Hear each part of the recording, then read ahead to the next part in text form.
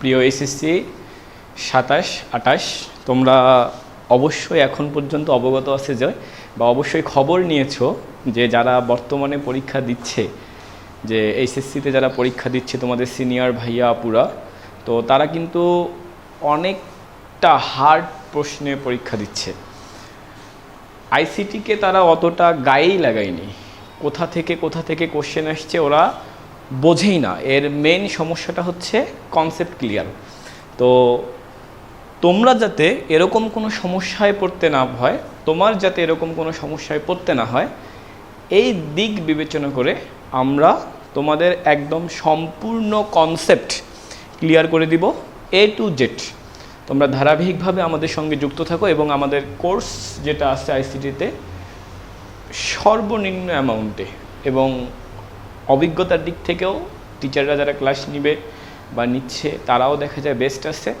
তো তোমরা একটা জিনিসই বলবো যে বিশ্বাসে বস্তু মিলে তর্কে বহুদূর। তোমরা বিশ্বাস করে আসতে পারো, আমাদের ডেমো ক্লাসগুলো দেখতে পারো, তারপরে তোমরা সিদ্ধান্ত নাও যে তোমরা কি করবা।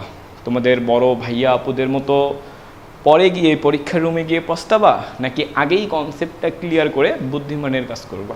তো আসো আমরা শুরু করি। আমাদের ডেমো ক্লাসগুলো তোমরা দেখবা অবশ্যই, আশা করি A to Z demo class দেখবা, তারপরে তোমরা ডিসিশন নেবা আসলে কি করবা। ওকে, তো আমরা আজকে তৃতীয় অধ্যায়ের সংখ্যা পদ্ধতিতে দ্বিতীয় ক্লাসে আসি। তো ফার্স্ট ক্লাস আমরা অলরেডি নিয়ে ফেলেছি, প্রথম অধ্যায় দ্বিতীয় অধ্যায় ওগুলোও কমপ্লিট হয়ে গেছে। তবে যাদের কমপ্লিট হয়নি অবশ্যই আমাদের সাথে থাকো, আমরা আবার রিভিশনে আসব, তখন আবার তোমরা দেখতে পাবো। তো আমরা সেকেন্ড ক্লাসে আসি। তো দেখো সেকেন্ড ক্লাসটা যদি বলি, তোমরা একটু দেখো নিচের চিত্রগুলো দেখো। তো আমরা ফার্স্ট ক্লাসে পড়ে এসেছিলাম যে এমন একটা কথা যে বাইনারি সংখ্যা পদ্ধতি, ডেসিমেল সংখ্যা পদ্ধতি, হেক্সাডেসিমেল সংখ্যা পদ্ধতি, অক্টাল পদ্ধতি এবং আরও কিছু বেস ভিত্তিক সংখ্যা পদ্ধতি আছে। তো যেগুলোকে আমরা একটা থেকে আরেকটায় কনভার্ট করতে পারি, রূপান্তর করতে পারি, এটা আমরা পড়ে এসেছি না? তো যেহেতু আমরা এটা পড়ে এসেছি তাই আমরা এখন যেটাতে যাব, কিভাবে আমরা কনভার্ট করতে পারবো। আমরা কিন্তু বাইনারি সংখ্যা পদ্ধতি সম্পর্কে বিস্তারিত জেনেছি, ডেসিমেল সংখ্যা পদ্ধতি সম্পর্কেও বিস্তারিত জেনেছি, হেক্সাডেসিমেল সম্পর্কেও বিস্তারিত জেনেছি এবং বিভিন্ন ধরনের বেস ভিত্তিক যে সংখ্যা পদ্ধতিগুলো আছে আমরা সবগুলা সম্পর্কেই বিস্তারিত জেনে আজকের ক্লাসটা করব। সেটা হচ্ছে কিভাবে আমরা একটা থেকে আরেকটায় রূপান্তর করতে পারবো। তো আমরা বেশি বকবক না করে, তো ফার্স্ট যে ম্যাথটা এখানে দেওয়া আছে, তো আমরা আগে এইটা করব না, আমরা আগে দেখব হচ্ছে, দেখো এখানে যে আমরা আগে করব হচ্ছে কিভাবে তুমি একটা সংখ্যা পদ্ধতিকে যেটা বাইনারিতে আছে সেটাকে তুমি ডেসিমেলে প্রকাশ করতে পারবা। অর্থাৎ বাইনারি থেকে আমরা আগে ডেসিমেলে প্রকাশ করব, তারপরে আমরা ডেসিমেল থেকে বাইনারিতে আসব। তো তুমি যেই সংখ্যা পদ্ধতিকেই ডেসিমেলে প্রকাশ করো, রুল, নিয়ম, ডেফিনেশন যেটাই বলো না কেন, শর্টকাট যাই বলো না কেন, সবগুলোর নিয়ম একই। জাস্ট সেই সংখ্যা পদ্ধতিকা অর্থাৎ যেটাকে তুমি ডেসিমেলে বা দশমিকে রূপান্তর করবা, ঠিক সেটাকে তার পাওয়ার সংবলিত অর্থাৎ বেজ সহকারে পাওয়ার সংবলিত মান দিয়ে গুণ করতে হবে। তো আমরা একটা উদাহরণ দেখি, তাহলে তুমি বুঝতে পারবা। এখানে দেখো একটা বাইনারি সংখ্যা মনে করে দেওয়া আছে 11001। এই যে বাইনারি সংখ্যাটা দেওয়া আছে এটাকে আমরা দশমিকে কনভার্ট করব। তো আমি বলেছি যে হচ্ছে কোনটা থাকলে বাইনারি আমরা বুঝে নিব, কোনটা থাকলে দশমিকে কনভার্ট করব আমরা সেটাও বুঝে নিব। আগের ক্লাসগুলো যারা করনি অবশ্যই করে নিয়ে আসবা, করে এই ক্লাসটা দেখতে আসিও। আর না করলেও সমস্যা নেই, আমরা বলে দিব। যদি এখানে দেখো 2 আছে তাহলে সেটা বাইনারি, এখানে যদি দেখো 10 আছে তাহলে এটা হচ্ছে দশমিক। এখন কথা হচ্ছে আমরা এই বাইনারি সংখ্যা পদ্ধতি থেকে দশমিকে কনভার্ট করব। কিভাবে কনভার্ট করব? আমি বলেছিলাম বেজ সহকারে পাওয়ার সংবলিত মানগুলো দিয়ে গুণ করব।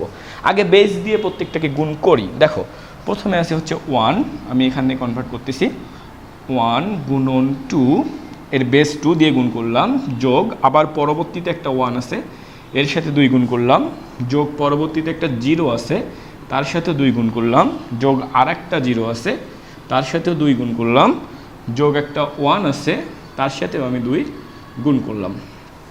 এইবার আমি পাওয়ার সংবলিত বসাবো। তুমি একটা জিনিস আমরা এর আগের ক্লাসে করে এসেছি, স্থানীয় মান, সূচক, একক স্থানীয় মান। তাহলে যারা একক স্থানীয় মান, সেটা হচ্ছে 1 দিয়ে শুরু হয়, একক, দশক, শতক, হাজার, এটা হচ্ছে কোন পাশ থেকে আসে? ডান পাশ থেকে এদিকে আসতেছে।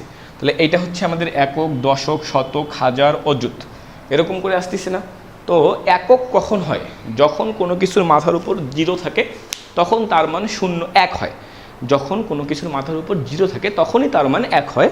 সো এই অনুযায়ী আমরা এই যে প্রথমটার মাথার উপর 0 দিব, তারপরেরটার 1, তারপরেরটার হচ্ছে 2, তারপরেরটার 3, তারপরেরটার 4। আমরা এইভাবে কনভার্ট করব। ওকে, আমরা বাম পাশ থেকে শুরু করব, 0 1 2 3 4, এভাবে আমরা আসব। ঠিক আছে? আচ্ছা, এবার আমরা একটু হিসাব করে নিব। 2 এর উপর যখন আমি 4 দিব তখন অবভিয়াসলি রেজাল্ট হবে 16, প্লাস এটা হবে 8। এটা তো আর দেখার কোনো অপশন নেই, কারণ 0 দিয়ে তুমি যাকেই গুণ করো না কেন আলটিমেট রেজাল্ট 0। এটাও 0, প্লাস এখানে একটু অনেকেই ভুল করে, মনে করে 2 কে 2 হবে না, অথবা মনে করে যে 0 হবে, এটাও না।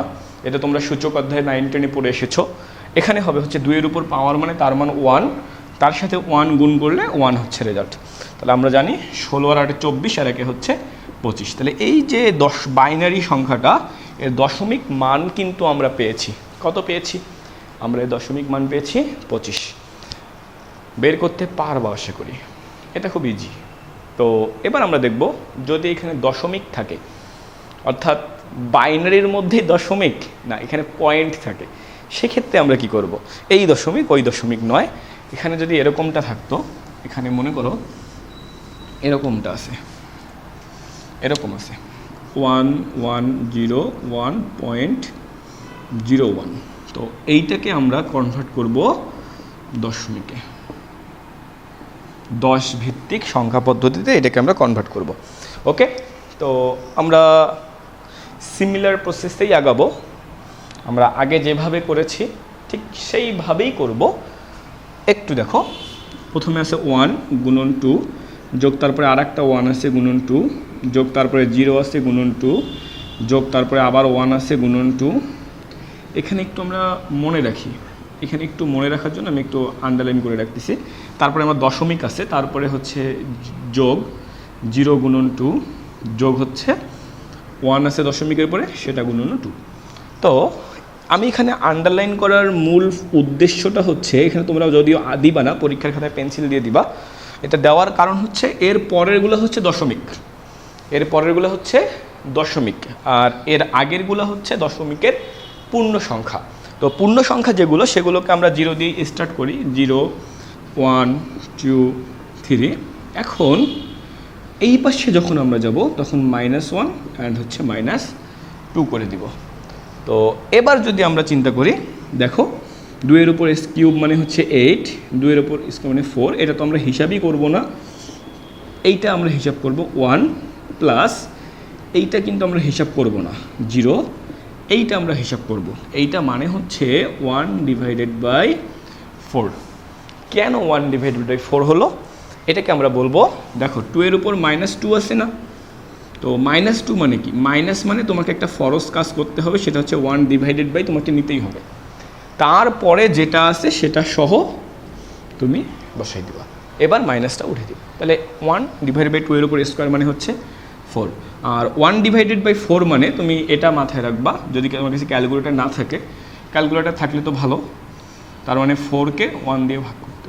তাহলে এখানে আমি দশমিক দিয়ে যদি 0 নেই, 4 2 8, 2 একটা দশমিকের জন্য আবার 0, 4 5 20, অর্থাৎ এইটা মানেই যা, মানে 1/4 যেটা 0.25 সেটাই। তাহলে আমরা 1/4 এর বদল এখানে আমরা লিখতেই পারি 0.25, বুঝছো?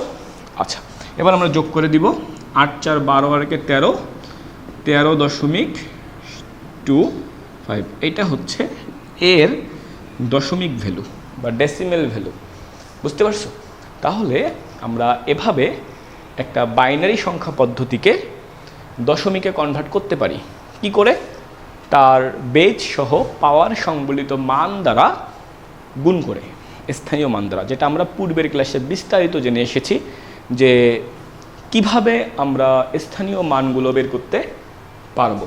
ওকে, আচ্ছা, এবার আমরা যদি বলি আমাদের মেইন যে সংখ্যা পদ্ধতি মানে ফেমাস থাকে না, বিখ্যাত বিখ্যাত কিছু মানুষজন যেমন থাকে, তেমনই সংখ্যা পদ্ধতির মধ্যে বিখ্যাত বিখ্যাত কিছু সংখ্যা পদ্ধতি আছে, যেটাকে আমরা 4টা সংখ্যা পদ্ধতি মনে রাখি।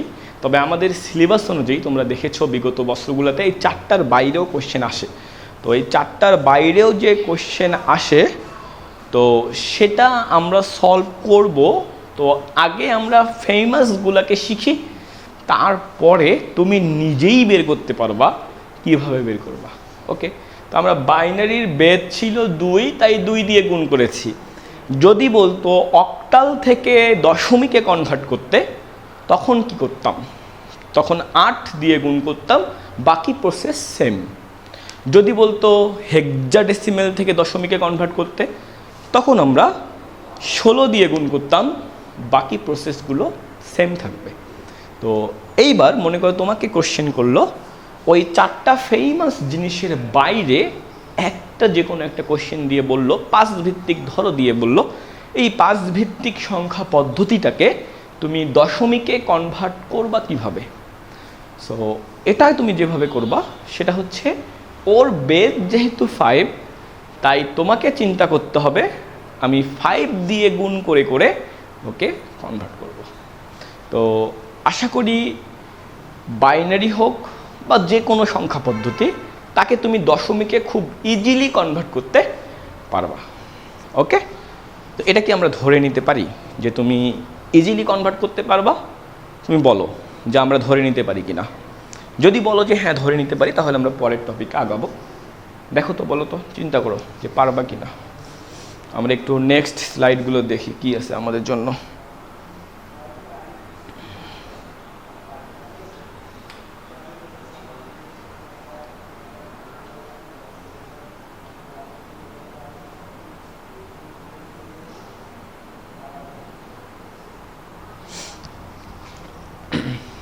দেখো, দশমিক পদ্ধতি, এটাতে থেকে যখন আমরা বেস 2 পাবো, তখন সেটাকে আমরা বাইনারি সংখ্যা পদ্ধতিতে কনভার্ট করতে পারবো।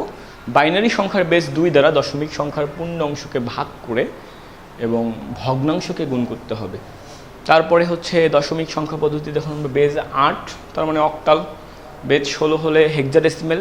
তো এইগুলো কিন্তু আমরা দেখবো। হ্যাঁ, তো এইগুলো আমরা দেখবো অবশ্যই, এই যে কীভাবে তোমরা কনভার্ট করতে পারো।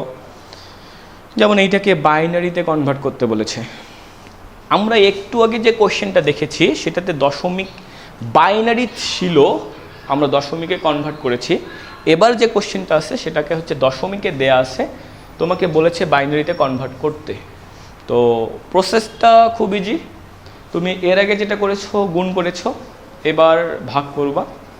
সেম এক, প্রসিডিউর এক, নিয়ম এক, রুলস এক, রেগুলেশন এক, তোমার সমস্ত সিস্টেমটাই একই।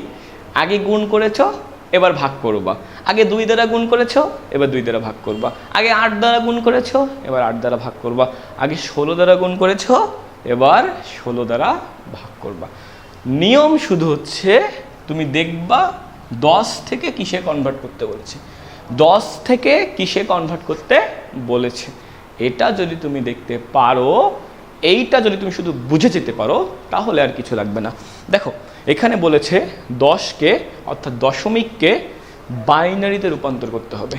তো দশমিককে যখন আমরা বাইনারিতে রূপান্তর করব, আমরা বলেছিলাম বেস দ্বারা ভাগ করব।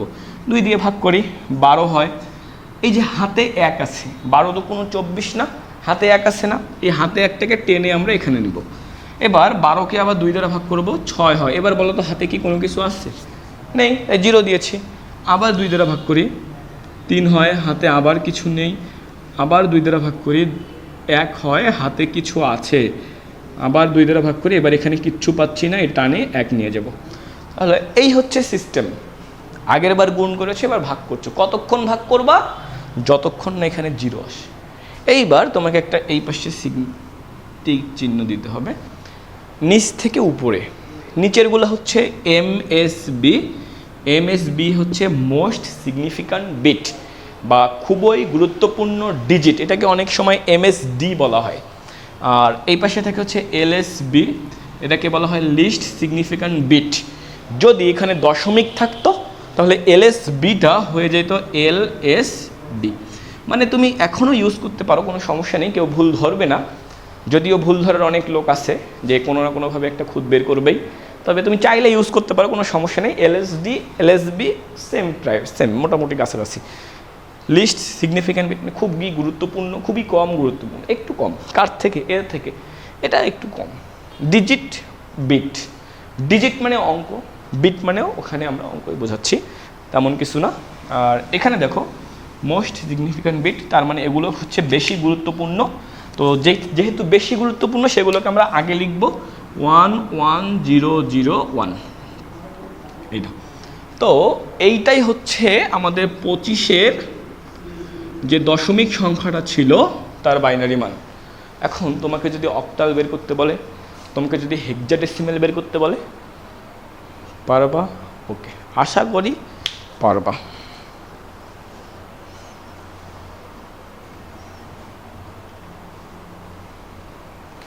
তো দেখো আমরা এই যে সংখ্যাগুলো আছে আমরা এগুলো সব মোটামুটিভাবে ক্লিয়ার করে দিব। তো তোমরা অবশ্যই আমাদের পেইড বেসে ভর্তি হতে পারো, তাহলে সম্পূর্ণ ক্লাসগুলো তোমরা আরও ডিটেলস পেয়ে যাবা, কোর্সের ম্যাটেরিয়ালসগুলো পেয়ে যাবা।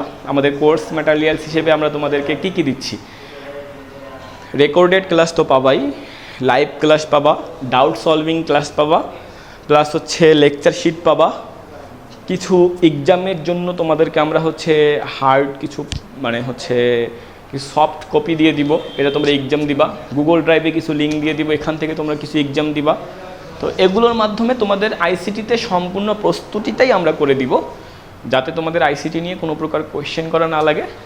আশা করি তোমরা এতটুকু আমাদের উপর ভরসা করতে পারো। তো মোটামুটি আজকের মতো আমরা ক্লাস শেষ করতেছি, এবং সংখ্যা পদ্ধতির রূপান্তর যেগুলো আছে সেগুলো তোমরা হোমওয়ার্ক আকারে দিব, তোমরা অবশ্যই করে নিবা। ওকে, আল্লাহ হাফিজ।